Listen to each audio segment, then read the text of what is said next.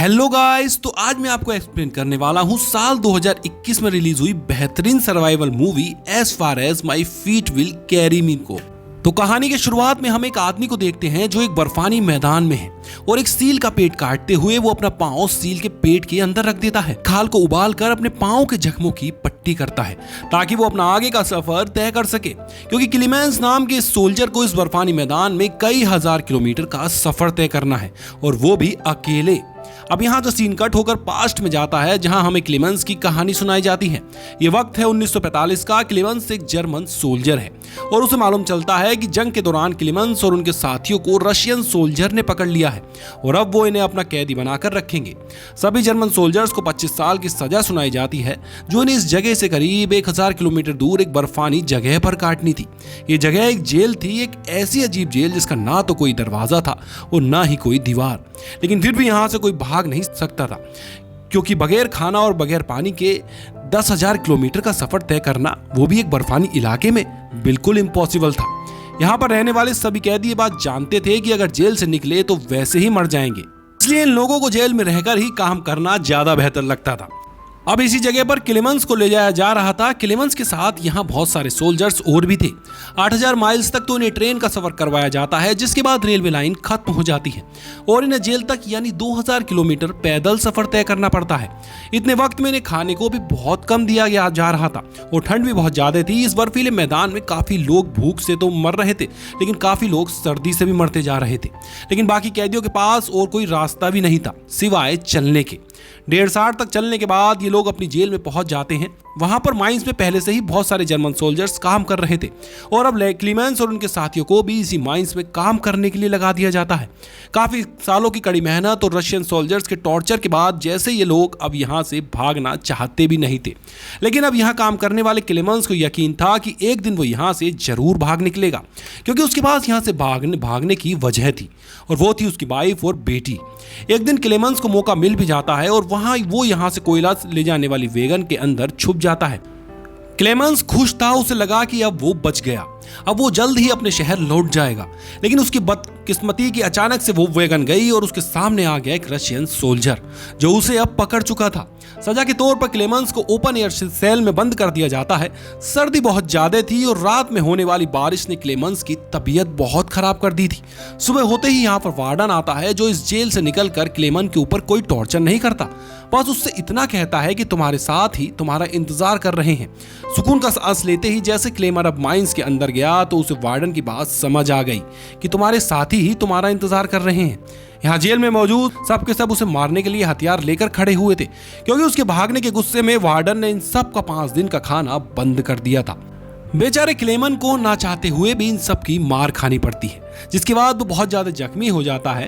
Clemens को अब एक डॉक्टर के पास लेकर जाया जाता है जो क्लेमेंस का इलाज करता है। होश में आते ही क्लेमेंस डॉक्टर से रिक्वेस्ट करता है कि प्लीज एक वाइफ को लेटर लिख दो मेरी, लेकिन डॉक्टर बताते हैं कि यहाँ से कोई भी लेटर बाहर नहीं जा सकता।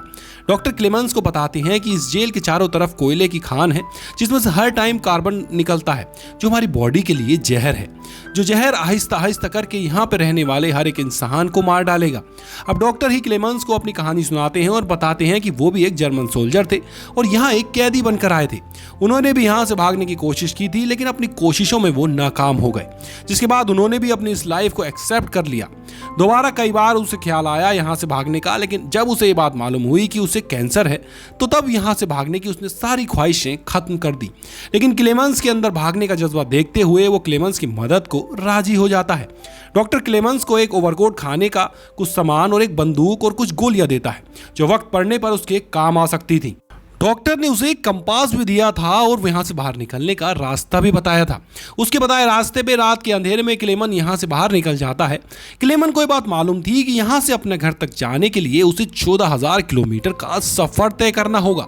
वो लगातार चलता रहता है और जैसे ही क्लेमेंस के भागने की खबर वार्डन को मिलती है तो वार्डन उसके बारे में पूछने के लिए उस डॉक्टर के पास जाता है, लेकिन वो देखता है कि डॉक्टर ने तो पहले ही सुसाइड कर लिया था। जिसके बाद वार्डन कैदियों के पास जाकर पूछताछ करने की कोशिश करता है, लेकिन किसी को कुछ मालूम ही नहीं था।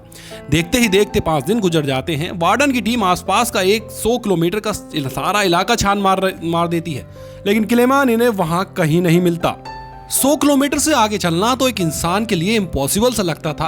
तो रिसर्च टीम वार्डन से कहती है कि हमें लगता है कि क्लेमन मर गया है, क्योंकि लेकिन वार्डन जानता था कि क्लेमेंस बहुत स्ट्रांग है, वो इतनी जल्दी वो मरने या हार मारने वाला नहीं है। सीन कट होकर दिखाया जाता है कि क्लेमेंस को भागे हुए आज 15 दिन गुजर चुके हैं।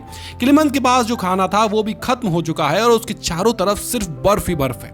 जेल से तो वो काफी दूर निकल आया था, लेकिन इतनी ठंड में सरवाइव करना उसके लिए मुश्किल हो रहा है।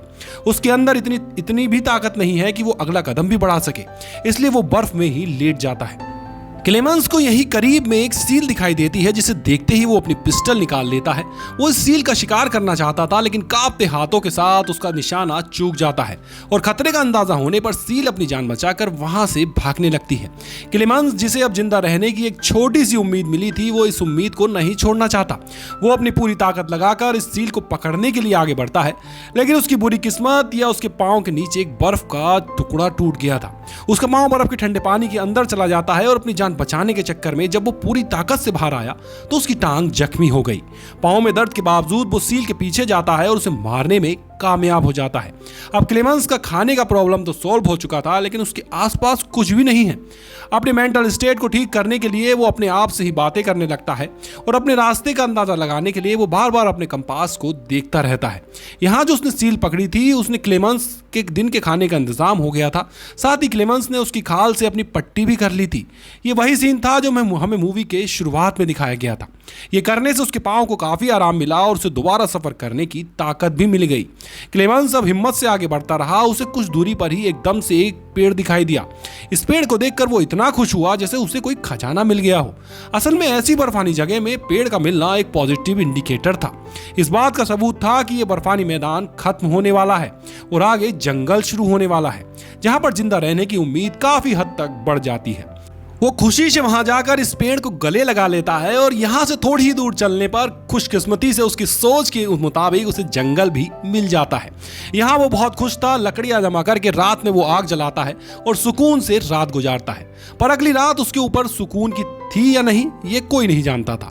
सुबह होते ही यहाँ बहुत बुरा बर्फानी तूफान आता है, जिसके चलते एक पेड़ टूटकर उसके ऊपर गिर गया और इस एक्सीडेंट पे क्लेमेंस बेहोश हो गया। उसकी किस्मत अच्छी चल रही थी कि शाम में कुछ शिकारी यहाँ से गुजरे, जिनकी नजर क्लेमेंस पर पड़ गई। उन्होंने क्लेमेंस को रेस्क्यू कर लिया। अब सीन कट होकर हमें नए सीन में पता चलता है कि 2 साल का वक्त गुजर चुका है। क्लेमेंस को जेल से भागते हुए वह मौसम भी बदल चुका है, लेकिन क्लेमेंस का सफर अभी भी जारी है। जिन 2 आदमियों ने क्लेमेंस को रेस्क्यू किया था, उन्हीं 2 आदमियों के साथ क्लेमेंस नदी पार करने का फैसला करता है। लेकिन ऐसा करते हुए नदी में भी तूफान आ गया था। पानी का बहाव इतना ज्यादा था कि इन्हें अपनी बोट को कंट्रोल करना मुश्किल हो रहा था। ऐसे में एक आदमी बैलेंस बिगड़ने की वजह से पानी में डूब गया। अब उसे बचाने के लिए क्लेमेंस ने अपनी जान पे खेलते हुए पानी में जंप लगा दी थी और फाइनली उसे बचाकर वो बाहर ले आया था। लेकिन बाहर आते ही इन्होंने देखा कि इनका तीसरा साथी बहुत खुदगर्ज था। वो इन दोनों का सारा सामान लेके अकेले ही नदी पार कर चुका था, क्योंकि उसे लग रहा था कि वो दोनों मर गए होंगे। उस आदमी ने तो अपने साथी के सारे सोने को भी अपने पास रखने का प्लान कर लिया था और जब उनका साथी और क्लेमेंस यहां पहुंचते हैं तो उसे लालच में देखकर उसी का साथी गोली मार देता है।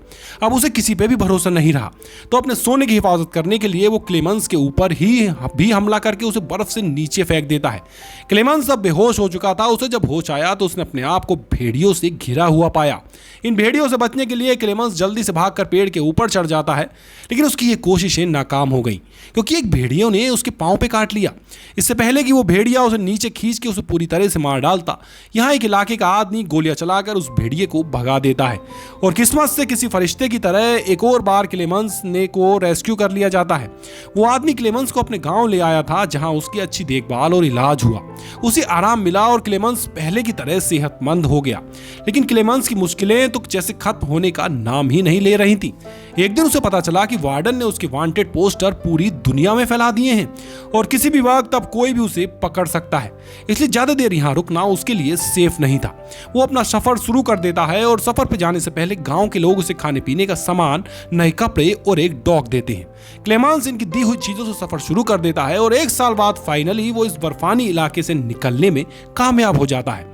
यहाँ भागते हुआ उसका डॉग उसे एक फैक्ट्री में ले जाता है। यहाँ पर लोग लकड़ियां काटने का काम करते थे। खाने का वक्त था। ये लोग क्लेमेंस को खाना देते हैं। क्लेमेंस भी पेट भर के खाना खाता है, इसके बाद यहाँ का ओनर उसे बताता है कि उनकी मालगाड़ी उसे अगले शहर तक पहुंचा सकती है। ये जानकर उसे बहुत खुशी हुई। वो खुशी खुशी ट्रेन में बैठ गया था, लेकिन उसे ये पता नहीं था कि यह मेहरबानी उस ओनर ने क्यों की थी। असल में वो क्लेमेंस के वांटेड पोस्टर देख चुका था। उसने एक प्लान के मुताबिक क्लेमेंस को अपनी ट्रेन में बैठा दिया और वार्डन को खबर कर दी। ऐसे क्लेमेंस के वहां पहुंचने से पहले ही वार्डन स्टेशन पे उसका इंतजार कर रहा था। उसे देखते ही क्लेमेंस के होश उड़ गए, इससे पहले कि ये लोग क्लेमेंस को पकड़ के यहाँ से ले जाते। इस टाइम पे क्लेमेंस का डॉग उसकी मदद करता है और वार्डन के ऊपर हमला करके क्लेमेंस को भागने का मौका देता है। वार्डन के सोल्जर क्लेमेंस के पीछे पड़ जाते हैं और क्लेमेंस यहाँ ट्रेन के ब्रिज के ऊपर चढ़ते हुए एक चलती ट्रेन के ऊपर जंप करके इन लोगों से छुटकारा पाता है। इस पूरी घटना को कई महीने गुजर जाते हैं और हम दोबारा क्लेमेंस को देखते हैं, जिसकी हालत बहुत बुरी हो चुकी है। वो सेंट्रल एशियन नाम के एक शहर में है। वो भूखा है, मार्केट से गुजर रहा है, लेकिन कुछ खरीद नहीं सकता क्योंकि उसके पास पैसे जो नहीं है। और तब अचानक से एक लड़का आकर उसकी पॉकेट में एक ब्रेड का पेस्ट डाल देता है। असल में दो औरतें उसकी हालत को देखकर समझ गई थीं कि वो भूखा है। उन्होंने इस बच्चे को एक ब्रेड का टुकड़ा क्लेमेंस को देने को कहा था, जिसे खाकर उसे थोड़ी एनर्जी मिली। जिसके बाद क्लेमेंस चर्च के अंदर चला गया। चर्च के अंदर उसे एक आदमी मिला। वो आदमी जूइश था, क्रिश्चियंस को पसंद भी नहीं करता था, लेकिन उसके बावजूद वो क्लेमेंस की मदद करना चाहता था। उसकी हालत बहुत खराब थी, इसलिए वो क्लेमेंस को लेकर अपने घर आ जाते हैं। क्लेमेंस यहाँ उसके घर अपना हुलिया सही करता है और इस आदमी से कोई सवाल जवाब नहीं करता। ये आदमी अब उसे ये कहकर जाता है कि तुम यहीं रुको, तुम्हारे लिए कुछ खाने को लेकर आता हूँ। क्लेमेंस हाँ में सर हिला देता है और वो आदमी वहां से चला जाता है। आदमी जब घर वापस आया तो क्लेमेंस वहां कहीं नहीं था। उसे जल्दी से जाकर चर्च में देखा तो उसे वहां क्लेमेंस मिल गया। उस आदमी की सवालिया नजर क्लेमेंस से पूछ रही थी कि आखिर तुम यहाँ कर क्या रहे हो। वो जिस पर क्लेमेंस जवाब देता है, मुझे अब किसी पे भरोसा नहीं रहा। मैं जानता हूं तुमने भी मेरे वांटेड पोस्टर देखे हैं और तुम भी मुझे वार्डन के हवाले करना चाहते हो। जिस पर वो जूइस आदमी कोई सवाल जवाब नहीं करता और उसे एक पासपोर्ट पकड़ा देता है, जिसके अंदर तकरीबन उसी के जैसे आदमी की एक तस्वीर लिखी थी।